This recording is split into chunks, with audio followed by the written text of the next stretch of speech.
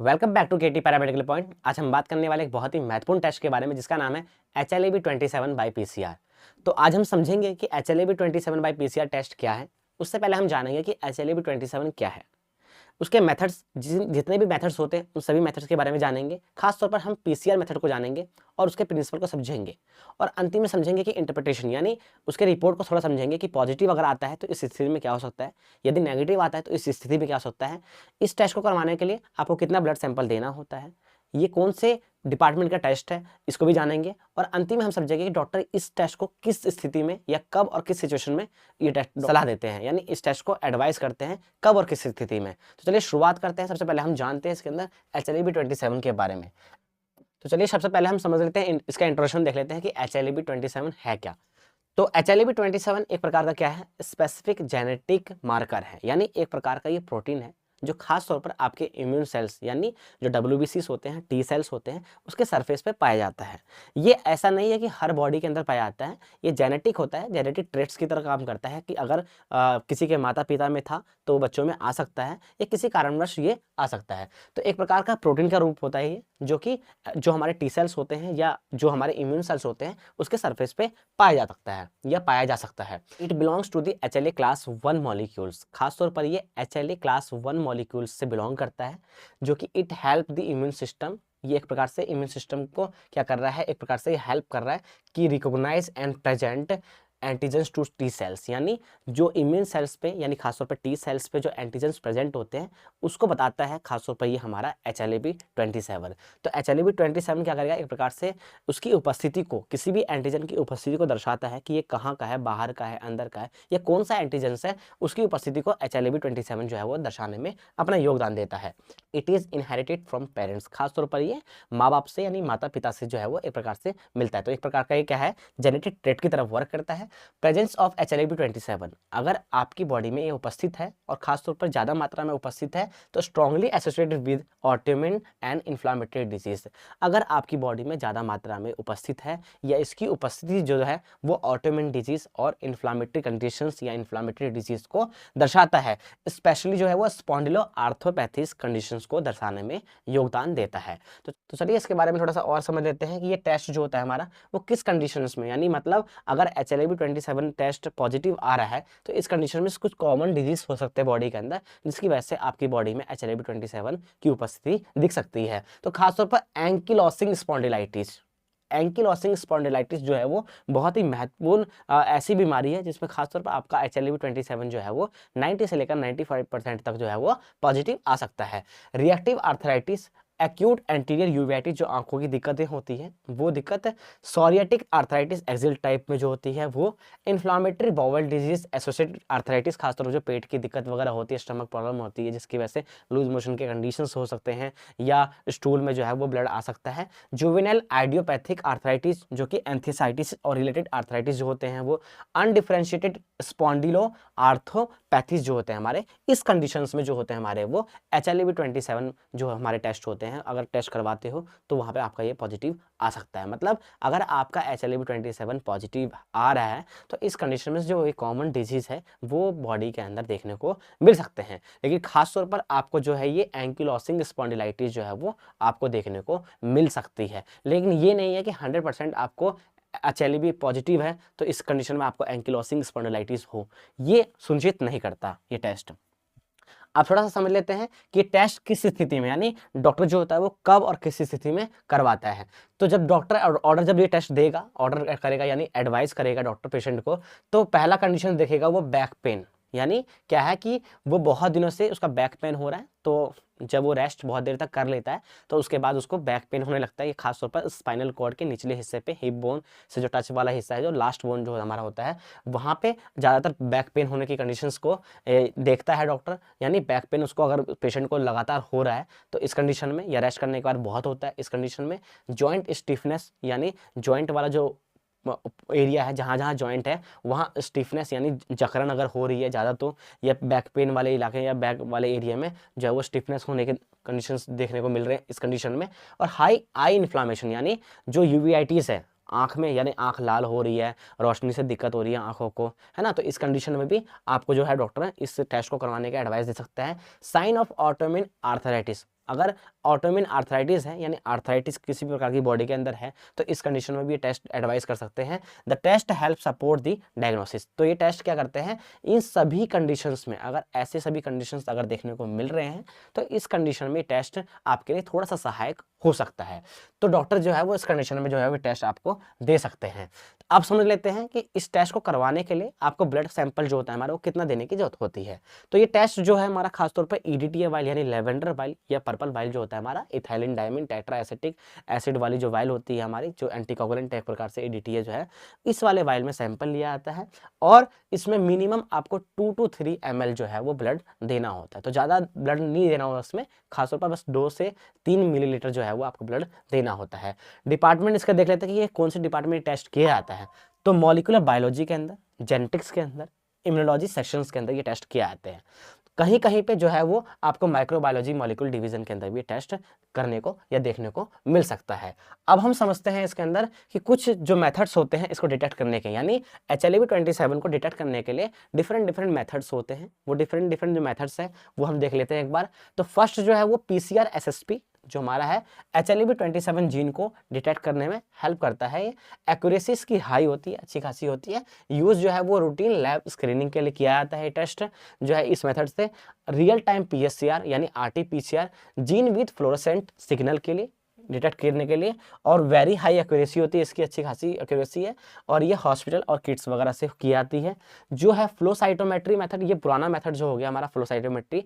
HLA-B27 protein on cells के ऊपर, वो HLA-B27 जो प्रोटीन है हमारा वो उसकी उपस्थिति को दर्शाता है ये। और मॉडरेट टू हाई यानी मॉडरेट टू हाई देखा जाता है। तो इससे तो बढ़िया जो है हमारा वो PCR मेथड ही है, ठीक है। और इसकी टेस्टिंग जो की प्रक्रिया जो होती है वो भी फास्ट होती है। Serological test HLA-B27 by antigen, यानी इस HLA-B27 एंटीजन को डिटेक्ट करने में हेल्प करता है ये, और इसकी एक्यूरेसी लो होती है। और रेयरली जो यूज़, मतलब खासतौर पर इस समय जो है वो रेयरली यूज़ होता है। NGS यानी एग्जैक्ट एलील सीक्वेंस को चेक करता है ये, और ये भी हाईएस्ट है। एंड रिसर्च ट्रांसप्लांट में ये चेक होता है। तो खासतौर पर जब ये है, इतने सारे मेथड, डिफरेंट मेथड HLA-B27 को डिटेक्ट करने में हेल्प करते हैं।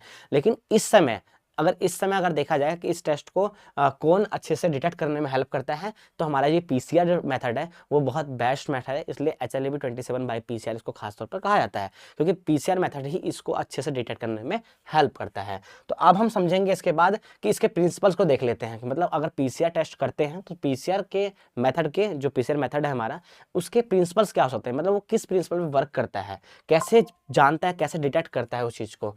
तो the test is DNA based. ये खासतौर पर DNA बेस्ड टेस्ट होते हैं, जो कि क्या करता है, जीनोमिक DNA को एक्सट्रैक्ट कर देता है। जो कोई पेशेंट का जो WBC है उससे जीनोमिक DNA जो होगा उसको एक्सट्रैक्ट कर देगा, यानी बाहर कर देगा, हटा देगा, और उसको फिर क्या करेगा, यूजिंग PCR, और PCR की यूज, मतलब PCR मेथड को यूज करते हुए हम स्पेसिफिक प्राइमर सेट्स को डालते हुए, जो एक स्पेसिफिक प्राइमर सेट्स होते हैं वो बाहर से मशीन में हम डालते हैं, PCR मशीन जो होती है उसको उस मशीन में डालते हैं, उसके यूज करते हुए उसके HLA-B27 जीन सीक्वेंस के एम्पलीफाई को चेक करते हैं कि कितना एम्पलीफिकेशन हो रहा है, ठीक है।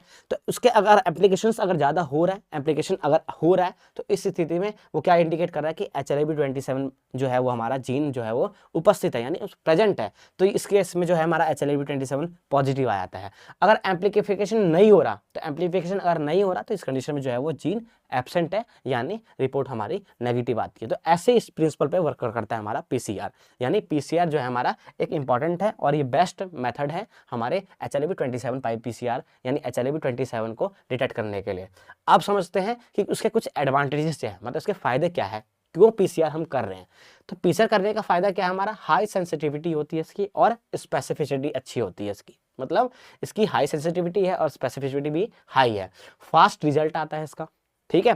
तो इसका रिजल्ट भी फास्ट आता है, और requires only a very small amount of DNA, और इसके लिए बहुत कम मात्रा में DNA की, यानी एक प्रकार से ब्लड सैंपल जो लेते हैं उसको कम मात्रा में सैंपल लेने की आवश्यकता पड़ती है। इसलिए इसके फायदे PCR के ये होते हैं, इस वजह से ये बेस्ट भी कहलाता है।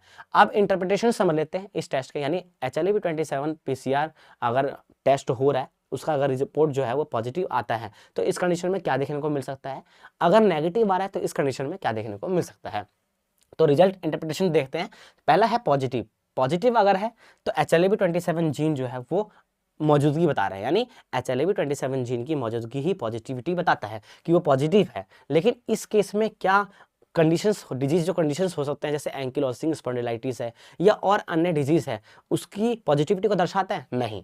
तो ये क्या हमारा HLA-B27 जीन जो है वो अगर उपस्थित है तो इसका मतलब ये नहीं है कि आपको एंकिलोसिंग स्पॉन्डिलाइटिस है या किसी और अन्य प्रकार का आपका ऑटोइम्यून डिजीज है, ठीक है। तो बट ये कंफर्म कर रहा है कि आपकी बॉडी के अंदर HLA-B27 पीसी जो है हमारा वो उपस्थित है, HLA-B27 की उपस्थिति को दर्शा रहा है, लेकिन ये नहीं बता रहा कि आपकी बॉडी में एंकिलोसिंग स्पॉन्डिलाइटिस है। नेगेटिविटी क्या है कि नेगेटिविटी में HLA-B27 gene is not present यानी एब्सेंट बता रहा है। तो अगर नेगेटिव रिपोर्ट आ रही है तो इस स्थिति में आपकी बॉडी में HLA-B27 जो है हमारा वो उपस्थित नहीं है, लेकिन इससे भी हम कंफर्म नहीं कर सकते कि आपको एंकिलोसिंग स्पॉन्डिलाइटिस है या नहीं है। लेकिन एक बात और कह रहा हूं मैं आपको कि HLA-B27 अगर पॉजिटिव आ रहा है तो यहाँ पे 90 से लेकर 95% जो है वो चांस हो सकता है कि उसको एंकिलोसिंग स्पॉन्डिलाइटिस हो। लेकिन अगर कम्युनिटी में देखा जाए कि 100 लोगों में से ज़्यादा 1 या 2 लोगों में ही वो एंकिलोसिंग स्पॉन्डिलाइटिस देखा जा सकता है अगर पॉजिटिव आ रहा है। मतलब अगर कम्युनिटी में 100 लोगों को है तो उसमें से 1 या 2 लोगों को ही ज़्यादा से ज़्यादा आपको जो है वो एंकिलोसिंग स्पॉन्डिलाइटिस हो सकता है। अगर नेगेटिव की बात करें तो HLA-B27 जीन अगर नेगेटिव है यानी एब्सेंट है इस स्थिति में तो यहाँ पे जो है 4 से लेकर 5% हम दे सकते हैं कि उसको एंकिलोसिंग स्पॉन्डिलाइटिस हो भी तो भी वो नेगेटिव आ सकता है कम्युनिटी के हिसाब से अगर देखा जाए। तो हमारा ये पॉजिटिव और नेगेटिव से हम कंफर्मेशन नहीं कर सकते कि उस व्यक्ति को एंकिलोसिंग स्पॉन्डिलाइटिस हो। एंकिलोसिंग स्पॉन्डिलाइटिस का मतलब सिंपल मतलब ये है कि स्पाइनल की आर्थराइटिस यानी स्पाइनल जो हमारे कॉर्ड्स होते हैं, स्पाइनल जो होता है हमारा पार्ट जो है हमारा वो स्पाइनल के जो हमारे बैक वाले हिस्सा है वहाँ पे आर्थराइटिस होने की कंडीशंस को हम यहाँ पे क्या कह रहे हैं एंकिलोसिंग स्पॉन्डिलाइटिस। सिंपल भाषा में समझाऊँ तो मैं आपको, ठीक है। तो नोट करने वाली बात क्या है कि a positive result does not confirm disease. एक प्रकार से पॉजिटिव रिजल्ट जो है वो एक प्रकार से डिजीज को कंफर्म नहीं करता। It only supports clinical diagnosis, ये ओनली क्लिनिकल डायग्नोसिस के लिए जो है वो सहायक है। तो एक प्रकार से HLA-B27 अगर पॉजिटिव आपका आ रहा है तो उसके हिसाब से आप पेशेंट को नहीं दे सकते, उसको बता नहीं सकते, उसको कंफर्म नहीं कर सकते कि उसको एंकिलोसिंग स्पॉन्डिलाइटिस है या किसी और अन्य प्रकार की ऑटोइम्यून डिजीज है। लेकिन उसके साथ साथ आपको और भी क्लिनिकल इंटरप्रेट करने पड़ेंगे, जैसे और भी टेस्ट जो होते हैं वो उसको इंटरप्रेट करने पड़ेंगे, साथ में कुछ हिस्ट्री को देखना पड़ेगा, उसके सिम्टम्स को देखना पड़ेगा। सभी स्थितियों को देख के आप डिसाइड कर सकते हो कि उस व्यक्ति को एंकिलोसिंग स्पॉन्डिलाइटिस है या नहीं है। तो ये आपका इंटरप्रिटेशन हो गया, आप रिपोर्ट को ऐसे पढ़ सकते हो, समझ सकते हो, पॉजिटिव नेगेटिव में रिपोर्ट आती है ये, ठीक है। लिमिटेशंस की बात कर लेते हैं अंतिम में कि इसकी क्या कमियां यानी क्या खामियां है। तो आप समझ गए होंगे क्या क्या खामी है कि नॉट डायग्नोस्टिक अलोन, खास तौर पर जो है ये स्पेसिफिक ये रूप नहीं दे रहा, मतलब HLA-B27 पॉजिटिव है तो ये कंफर्म नहीं कर पा रहा कि ये बीमारी है, ठीक है। तो ये हमारा एक प्रकार से क्या है कि positive result does not confirm disease, तो एक प्रकार से क्या है ये नॉट डायग्नोस्टिक अलोन। सेकंड जो है वो एथनिक वेरिएबिलिटी यानी prevalence differs by populations affecting predictive value. मतलब एक प्रकार से अगर HLA-B27 अगर 100 लोगों को अगर कम्युनिटी में देखा जाता है कि पॉजिटिव आ रहा है तो ये कंफर्म नहीं कर पा रहा कि इसको एंकिलोसिंग स्पॉन्डिलाइटिस है या किसी और अन्य प्रकार की ऑटोइम्यून डिजीज है। तो ये कम्युनिटी में भी देखा जा रहा है कि एक को अगर एंकिलोसिंग स्पॉन्डिलाइटिस है लेकिन सबको आ रहा है HLA-B नेगेटिव अगर आ रहा है तो ये भी कंफर्म नहीं कर पा रहा कि उसको एंकिलोसिंग स्पॉन्डिलाइटिस नहीं है, तो ये भी कंफर्म नहीं कर पा रहा। तो ये जो है एक प्रकार से एथनिक वेरिएबिलिटी भी दर्शाता है। थर्ड जो है वो हमारा फॉल्स पॉजिटिव नेगेटिविटी यानी ड्यू टू क्रॉस रिएक्टिविटी और रेयर सब टाइप्स की वजह से भी जो है हमारा वो पॉजिटिव और नेगेटिव ये किसी और करने अन्य कारणों की वजह से भी जो है वो पॉजिटिव नेगेटिव आ सकता है। यानी जरूरी नहीं है कि आपको एंकिलोसिंग स्पॉन्डिलाइटिस ही हो या जरूरी नहीं है कि किसी और अन्य प्रकार की ऑटोइम्यून डिजीज हो, किसी और कारणवश भी जो है वो HLA-B27 जो है आपकी बॉडी के अंदर पॉजिटिव आ सकती है, नेगेटिव आ सकती है। लिमिटेड क्लिनिकल यूज, खास तौर पर ये क्या है कि मेनली हेल्पफुल फॉर स्पॉन्डिल आर्थोपैथीज के कंडीशंस में जो है वो ये टेस्ट सहायक होता है, मतलब और कहीं ज़्यादातर ये सहायक भी नहीं है, तो इतना हेल्पफुल टेस्ट नहीं है हमारे लिए। तो इसी वजह से खासतौर पर एंकिलोसिंग स्पॉन्डिलाइटिस के अंदर ही बस ये हेल्पफुल थोड़ा बहुत अगर होता है तो वो भी क्लिनिकल डायग्नोसिस के लिए, मतलब बहुत सारे टेस्टों को इंटरप्रेट करते हुए साथ में जोड़ते हुए डॉक्टर डिसाइड करते हैं। तो स्पेसिफिक इस टेस्ट से सहायक नहीं है, बस ये टेस्ट एक प्रकार से सहायक के रूप में काम कर रहा है, लेकिन पूरी तरह इसकी ये स्पेसिफिक नहीं है कि वो एंकिलोसिंग स्पॉन्डिलाइटिस को जो है वो दर्शाएं। कांट प्रिडिक्ट सीवियरिटी और positivity does not indicate how severe the disease will be. मतलब अगर पॉजिटिव आए और उस व्यक्ति को अगर एंकिलोसिंग स्पॉन्डिलाइटिस हो भी तो वो दर्शा नहीं पाएगा कि कितनी मात्रा में है, सीवियर है या माइनर है या एक्यूट है, क्रोनिक है, तो इसको दर्शाने में भी ये हेल्पफुल नहीं है। इसकी वजह से ये सभी जो है वो एक प्रकार से लिमिटेशन है, यानी इस टेस्ट की जो है वो खामियां हैं। ये जो हमारा था HLA-B27/PCR टेस्ट था। तो उम्मीद करता हूँ आप HLA-B27/PCR टेस्ट को समझ गए होंगे कि HLA-B27 टेस्ट क्या है, HLA-B27 क्या है। अब हम समझेंगे नेक्स्ट वीडियो में, यानी नेक्स्ट पार्ट में, कि एंकिलोसिंग स्पॉन्डिलाइटिस जो है वो क्या है, उसके मेथड्स के बारे में जानेंगे, उसके सिम्टम्स के बारे में समझेंगे, यानी उसके बारे में संपूर्ण जानकारी लेंगे। तो मिलते हैं नेक्स्ट वीडियो में, तब तक के लिए अपना ख्याल रखें। जय श्री राधे।